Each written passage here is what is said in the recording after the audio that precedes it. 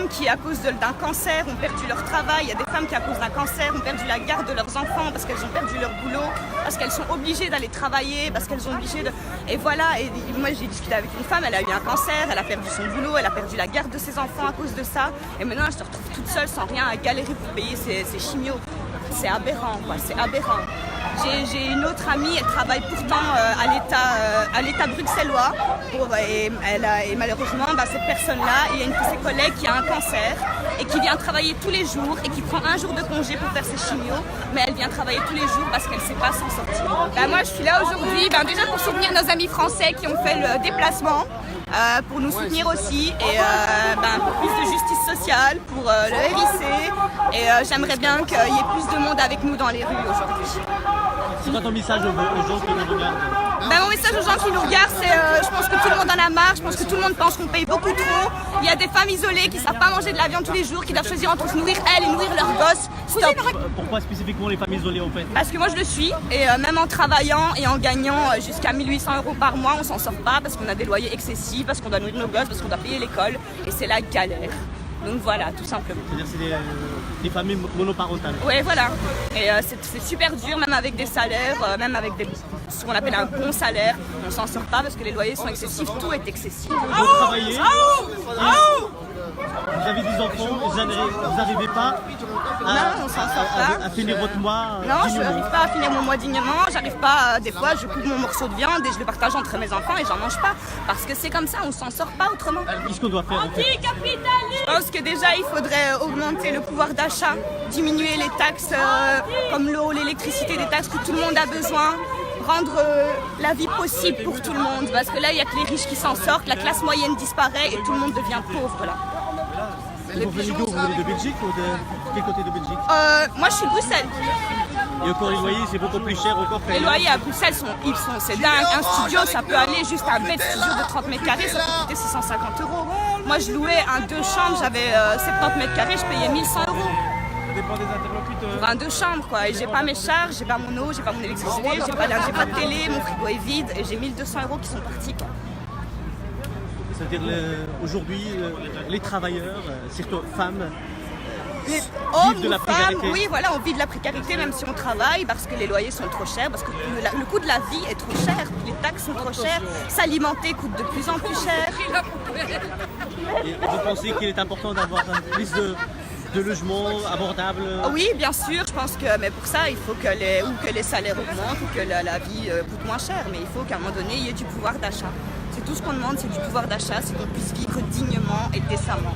Qu'on ait tous de l'argent au-delà du 10 du mois, parce que la plupart d'entre nous, après le 10 du mois, on n'a plus un bal. On doit choisir entre se soigner, entre manger, entre partir. Enfin voilà, on fait plein de choix qu'on ne devrait pas faire, parce que normalement c'est des minimums vital. On a le droit de se soigner, on a le droit de s'habiller, on a le droit de se nourrir, on a le droit de se chauffer, et là on n'arrive plus, on n'y arrive plus. Et c'est-à-dire le travailleur aujourd'hui n'a plus sa dignité en Belgique? Non, parce qu'on travaille et on reste pauvre. Donc on travaille des heures de malade et pour rien en fait, parce que tout part dans les taxes, dans le loyer. On sait même plus se payer de vacances, on arrive à peine à aller chez le médecin. Il faut stop. Et ça veut dire qui doit payer ces taxes-là? Parce que c'est ça. Peut-être que les taxes doivent diminuer tout simplement, ou que les salaires doivent augmenter, que déjà il faut diminuer tous les ministres qu'on a. On a trop de ministres pour un si petit pays, il y a trop de gens qui sont trop payés. Quand les ministres partent à la retraite, ils sont encore payés des milliers et des cents. Il faut arrêter tout ça. Nous, quand on se fait renvoyer de notre boulot, on n'a plus un bal, quoi. Eh ben, ça doit être la même chose pour tous ces gens-là. Et qu'est-ce que vous pensez du fait que, parce qu'aujourd'hui, il y a une partie des gens qui disent que réduire les taxes, ça va toucher la sécurité sociale, par exemple, c'est-à-dire les allocations familiales. Je ne pense pas forcément, c'est parce qu'eux font leurs calculs comme ça, mais déjà je pense que si on diminue les ministres et qu'on les paye beaucoup moins, qu'on arrête de les payer quand ils partent en retraite, on gagne un pagnon. Et les multinationales, par exemple, les grosses sociétés, par exemple, on passe derrière le bâtiment, il y a Electrabel, il y a d'autres multinationales qui payent que dalle. Ouais, qui payent quasiment pas de taxes, et ça aussi c'est un scandale, c'est de l'argent qu'on perd. C'est un véritable scandale, enfin voilà, ils doivent payer tout comme nous. Donc nous en fait on paye encore plus pour ces multinationales qui puent le pognon, qui polluent toute la terre, qui nous tuent en fait. Et eux ils ont le droit en fait. On a le droit de prendre l'argent des gens, on a le droit de polluer la terre, on a le droit de niquer la vie des gens parce que ce sont des multinationales. Et qu'est-ce que vous pensez d'être si jeune qu'on voit aujourd'hui dans la rue, à dire qu'on veut des changements au niveau écologique? Mais je pense que c'est parce que les jeunes sont de plus en plus impactés et puis on remarque bien rien que la disparition des insectes, tout ça, on parle maintenant de la disparition des abeilles. Si on n'a plus d'abeilles, les fleurs sont plus pollinisées, on n'a plus de bouffe. À un moment donné, je pense que les gens sont aussi, voilà, on se met beaucoup là-dessus, on parle du réchauffement climatique, il y a des océans l'océan monte, les gros, je ne sais même plus comment on appelle ça, les gros icebergs fondent. Donc je pense que tout le monde est impacté, on voit ça à la télé tout le temps, on entend ça partout.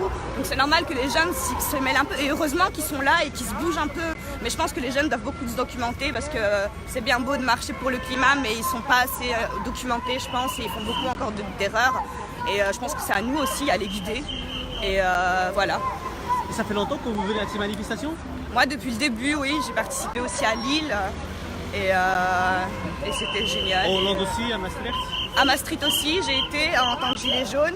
Et ouais, je pense que j'essaie de bouger un peu partout et je pense que c'est important d'être solidaire et de bouger. Et il faut montrer qu'on est là, quoi, on ne doit rien lâcher. Et qu'est-ce que vous pensez des faits que ces violences policières, par exemple, en France aujourd'hui? Je pense que la violence est extrême, mais je pense que ça, c'est l'État, en tout cas en France, c'est l'État français qui le veut bien. Je pense que Macron, pour moi, c'est un assassin. Il y a des Français qui ont des blessures de guerre. Et je pense que c'est très grave ce qui se passe et que le monde autour de nous, même la Belgique et les pays limitrophes de la France ne réagissent pas. Je trouve que c'est honteux. Vous pensez qu'ils doivent réagir et il est temps que... Je pense qu'il est temps qu'on réagisse, oui, parce que le peuple français entre en guerre, vraiment. On a des gens éborgnés, il y a des morts. C'est vraiment grave ce qui se passe là-bas et personne n'intervient et moi je trouve ça scandaleux.